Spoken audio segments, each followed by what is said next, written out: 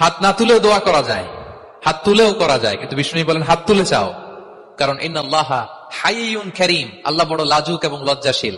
বান্দা যখন হাত তুলে ভিক্ষুকের মতো কিছু চায়, ওই হাত খালি হাতে ফিরিয়ে দিতে আল্লাহ লজ্জা লাগে। হাত তুলে চাইবেন। দোয়াতে আল্লাহর নামগুলো ধরে ধরে ডাকুন, ইয়া আল্লাহ, ইয়া রহমান, ইয়া রহিম, ইয়া হাইয়ু, ইয়া কাইয়ুম বিরহমাতিকা আস্তাগীথ।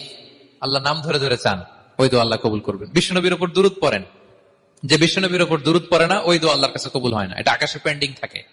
কুল্লু দুআ মুআল্লাক মাহজুব বাইনা সামাই ওয়াল আরদি মা লাম ইউসাল্লা আলাইয়া।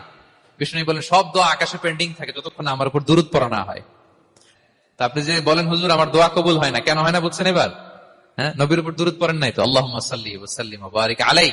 শুরু করবেন বিষ্ণু নবীর উপর দুরূদ দিয়ে, মাঝেও পড়বেন, শেষেও পড়বেন, আগেও পড়বেন, পরেও পড়বেন। আপনার দোয়া কবুল করবে কে?